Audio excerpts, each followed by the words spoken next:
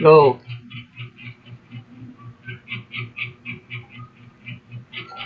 So good morning, sir. Good morning, everyone. So we are the group 1 of the SEM 325 lecture and laboratory 53223.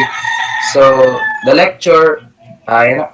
So group 1, here are the members. So Kit Axioma, Jinky O. Alcares, John Almagro, Robert Charles Arensol, Vern Hilig Compuesto, Jim Ashville Cueva, Kai Kaiser Granag, yours truly, Edison Custodio, and Shelwyn De La Torre.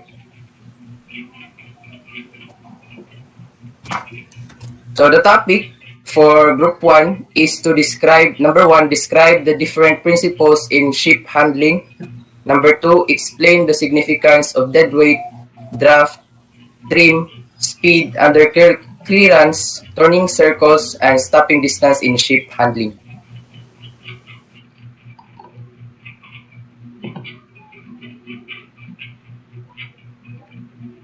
Principle of ship handling. Ship handling and maneuvering is defined as the art of proper control of a ship while underway, especially in harbors, around the docks and piers.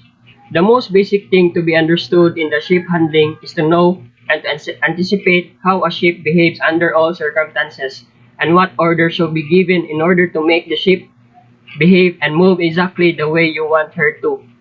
The difference between the ship heading and actual direction of movement of a ship should also be constantly attended to, as this is essentially important at slow speed and when there are a wind and current.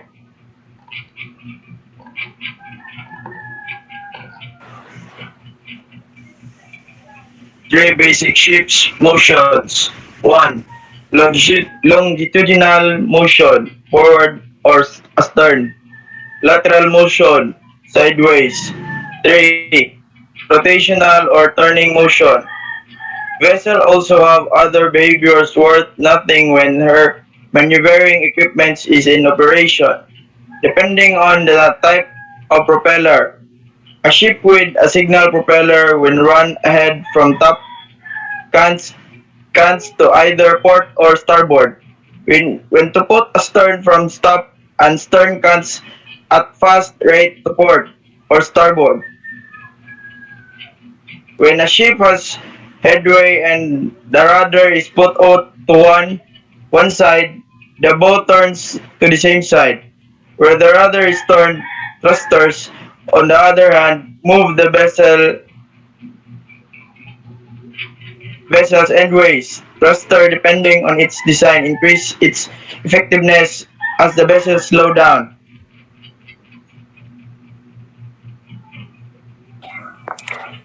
Factors and forces that commonly constitute a change in a vessel's behavior while being maneuvered. External factors or forces. Tide. Number 2, a sudden change in wind velocity and direction gust. 3rd is sap and drift.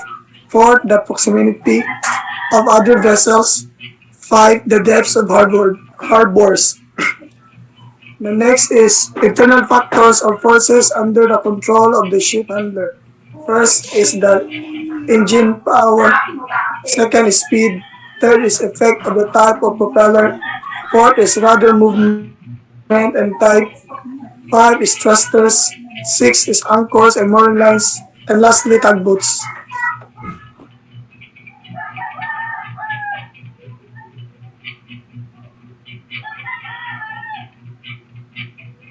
So what is deadweight?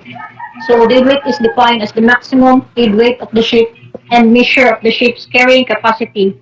It takes into consideration the weight of the cargo on board, fuel, ballast water, fresh water, crew, provisions for the crew, excluding the weight of the ships in the calculation.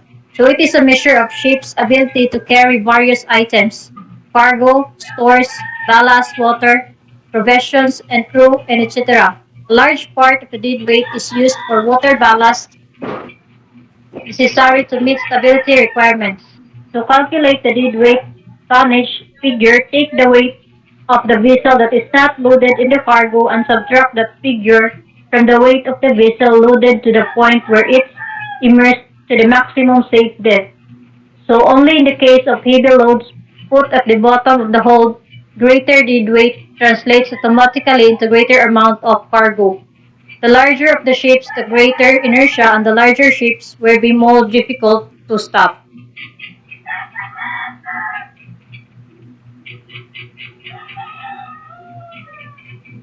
The vessel drop is one of the principal dimensions of any waterborne vessel.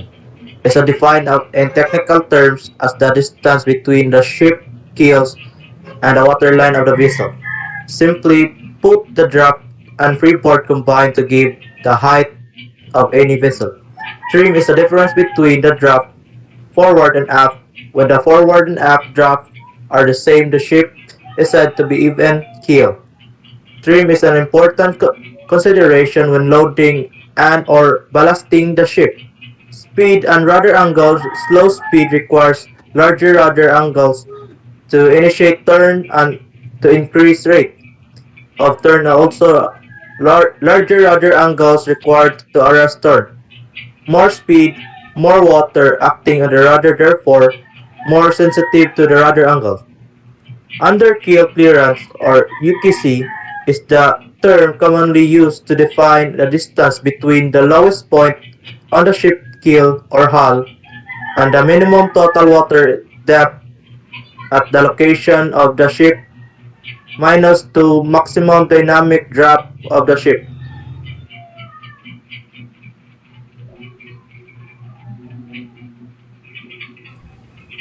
Pivot points. Imaginary point on the ship's center line about which the ship pivots. The pivot point is the point through which has no rate of leeway.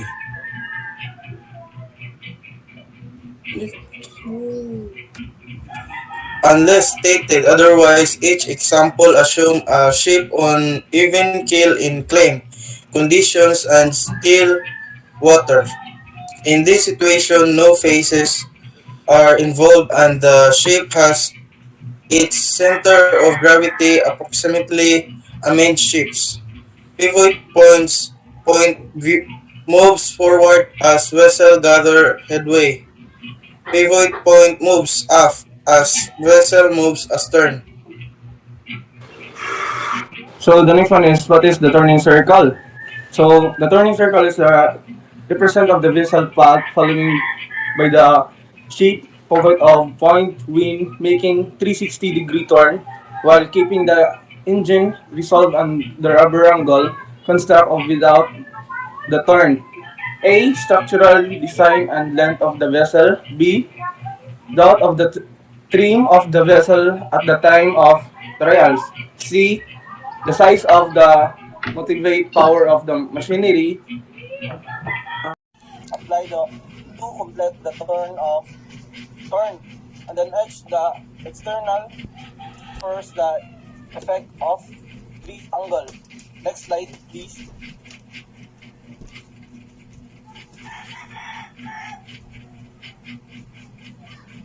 Turning circle of the path. Ay, ako nga po nino?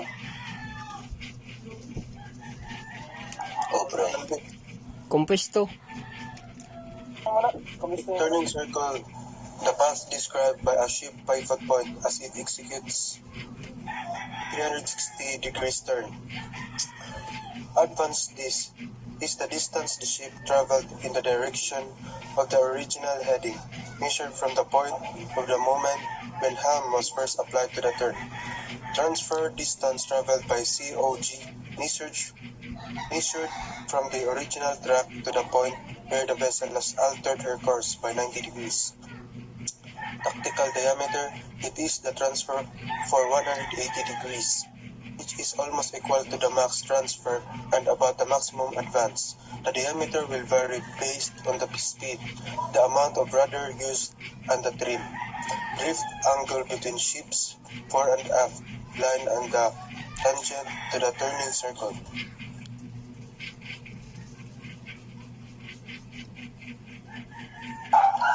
So next is the last topic, which is about the stopping distance.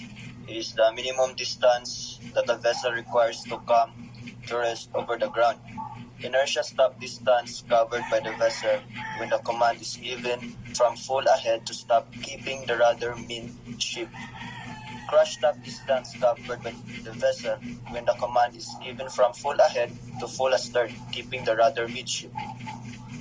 Head reach distance along the direction of the course that it covers from the moments the full astern commands is given until ahead's speed changes side. Track reach distance along the vessel track that it covers from the moment a stern command is given until ahead speed changes side. So this is the picture about which the side reach, the track reach, and the head reach. And also the propeller rotation reverse and astern order. Next slide, please.